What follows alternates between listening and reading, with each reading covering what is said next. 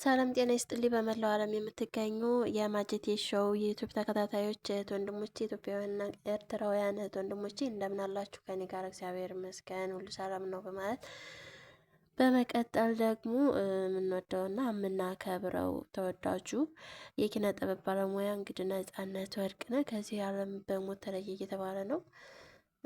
ሚዲያው ሁሉ ያው እየተጠላቀለቀ እያየነው ነው። በጣም ነው የሚያሳዝነው። የምር በጣም የሳቃችን ምንጭ ብዙ ምክሮችን ብዙ ቁም ነገሮችን ብቻ በጣም ብዙ ነገሮችን የሚያካፍለን ወንድማችን ነበረ።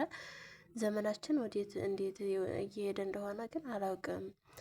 ጥሩ ሰው የማይቆይበት በቃ ምንም እንደ አባቶቻችን እንደ እናቶቻችን 70-80 እድሜ ቆይቶ የማይሞትበት ጊዜ ላይ ነው ያለነው። ወጣቱ አለቀብን። የምር እንግዲህ ነፍሱን በአጸደ ገነት ያኖረው።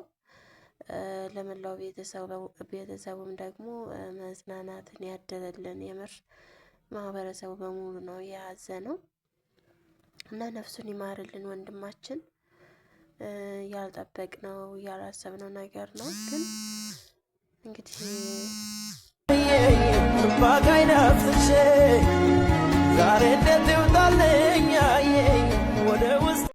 ለዚህ ነው ህይወትን የማላምናት። ለዚህ ነው መኖር የሰው ስም ብቻ ነው የምለው።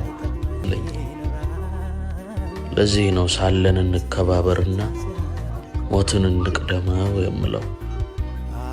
ሞት እሳት ነው።